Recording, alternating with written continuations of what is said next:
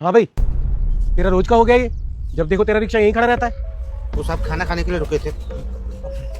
अब वापस क्यों रख रहा है इसे? खा ले।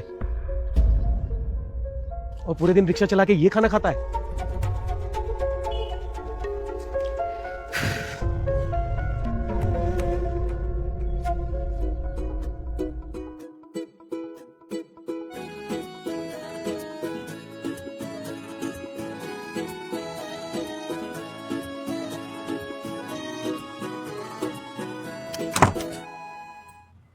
पर बेटा तूने कहा था कि मैं गाड़ी भेज रहा हूँ। भेजने वाला था पापा, पर शालिनी को कहीं जाना है तो। कोई बात नहीं बेटा, मैं यहीं कुछ देख लूंगा। कहीं जाना है साहब? हाँ, वो क्लिनिक तक जाना है। खाली है? बैठे, छोड़ देता हूँ। आप थोड़ी साइकिलिंग करिए और योगा करिए। बीपी शुगर फिर बढ़ा हुआ है आपका। खाने पीने का ध्यान तो रख रहे हैं ना? कितने कमा लेता है दिन भर में? 300-400 रुपया हो जाता है साहब। तो थोड़ा अपने ऊपर भी खर्च किया कर। मेहनत का काम कर रहा है, सेहत सही रहेगी। हमें क्या होना है साहब, हम तो एकदम ठीक है। बीमारी बोल के नहीं आया करती। साहब जहाँ जिम्मेदारी होती है वहाँ बीमारी का सोचने का टाइम किसके पास है? अच्छा रोक दे, यहीं उतरना है मुझे। कितने में भाई? वापस भी जाओगे साहब? हाँ, रुकेगा तू? रुक जाएंगे साहब, पैसा एक साथ दे दीजिएगा। चल ठीक है, मुझे थोड़ी देर लगेगी, आता हूँ।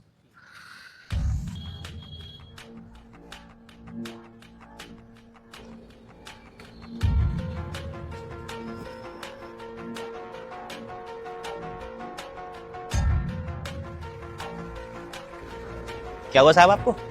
बीपी शुगर बढ़ा हुआ है। वो क्या होता है साहब? खून में रक्तचाप और शक्कर की मात्रा बढ़ गई है मेरे। हमको अभी भी समझ नहीं आया। उम्र कितनी है तेरी?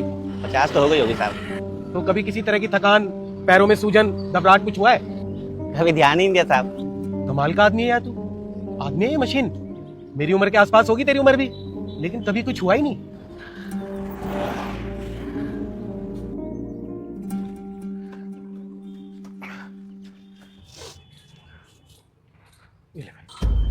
खुला तो नहीं है साहब हमारे पास। इसमें से 100 काट के 400 वापस दे दे। 40 बनते हैं साहब, अभी तो बिल्कुल खुला नहीं है। तो एक काम कर, अंदर आ, देता हूँ।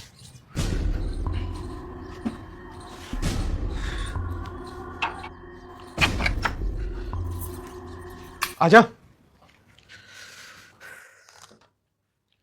क्या वो बाहर क्यों रह गया? अंदर आजा ना।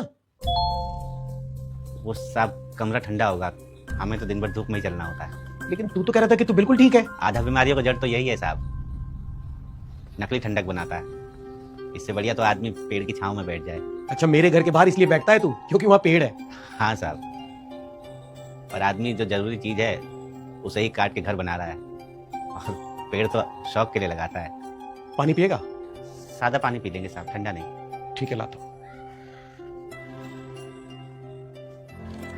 ये ले।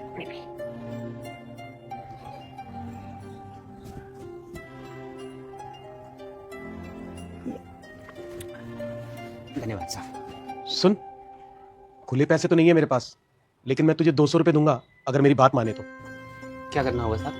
मुझसे बातें करनी होंगी। बातें करने के 200 रुपये साहब? चाय भी पिलाऊंगा। पर अंदर नहीं आ पाएंगे साहब। कोई बात नहीं। तू भी हैरान हो रहा होगा कि मुझे तुझसे क्या बात करनी है। दरअसल हैरान तो मैं हूं। तू मेरी उम्र का है और दिन भर रिक्शा चलाता है, और उस पर खाने का भी कोई हिसाब नहीं है। क्या हुआ, बच्चे नालायक निकल गए क्या तेरे? नहीं साहब, इतना कमाई में बच्चों को इतना पढ़ा ही नहीं पाए कि वो हमसे दूर जा सके। तो सारे लोग मेहनत करते हैं और परिवार चलाते हैं। 5 लोगों का परिवार अकेले आदमी की कमाई से थोड़ी चल पाता है। पर मैंने अपने बच्चों को बहुत पढ़ाया लिखाया, और देखो इसी शहर में रहते हैं, लेकिन आज मेरे लिए उनके पास समय नहीं है। दोनों बेटे अलग रहते हैं मुझसे। अगर कभी मिलने चला जाऊँ ना उनके घर, तो बहुएं मुंह बनाती हैं मुझे देख के। बहू तो हमारी भी हमसे खुश नहीं रहती साहब, पर हमारा बेटा जो है ना, पैसे की तंगी से ही सही, पर रहता हमारे साथ ही है। अच्छा एक बात बता, तेरी तबीयत कभी खराब नहीं होती? बीमारी क्या, ये सोचने का समय कहाँ है साहब। रोज कुआं खोदना है, रोज पानी पीना है। बीमारी के आड़े जिम्मेदारी आ जाती है। आप लोग सेहत के लिए साइकिल चलाते हैं और हम लोग जरूरत के लिए रिक्शा खींचते हैं। आप लोग सवेरे सैर के लिए निकलते हैं और हमको जिम्मेदारियां दौड़ाती हैं। और आप लोगों के घर के आगे ये प्लास्टिक का घास लगा होता है, हम लोग बाहर पेड़ पौधों के नीचे आसरा ढूंढते हैं। और साहब बीमारी की जहाँ तक बात है, हमें तो बीमारियों के नाम तक नहीं पता होते, तो वो बीमारियाँ हमें होंगी कैसे? वो कहते हैं ना, जिस बीमारी का नाम पता लग जाए उसके होने के आसार ज़्यादा हो जाते हैं। और हमने अक्सर देखा है कि लायक माँ बाप की औलादें ही अक्सर नालायक निकलती हैं। आपकी असली बीमारी जो है वो आपका अकेलापन है। आपने सही किया, आपको बात करने के लिए एक साथी की जरूरत है।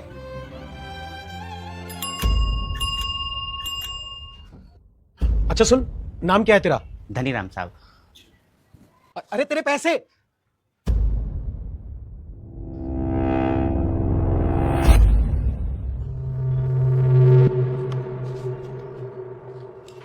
धनीराम, बड़ा धनी आदमी हो रहा है तू। कल अपने किराए के पैसे भी लेकर नहीं गया। तो साहब सवारी आ गया था इसलिए चले गए। कहीं छोड़ दें?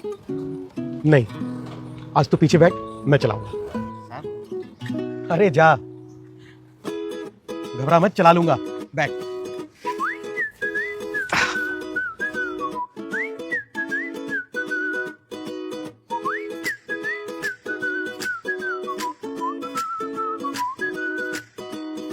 नए रास्ते चले हम, नई राहें बढ़े हम, नए सपने बुने हम, खटी मीठी बातों पे हंसे हम।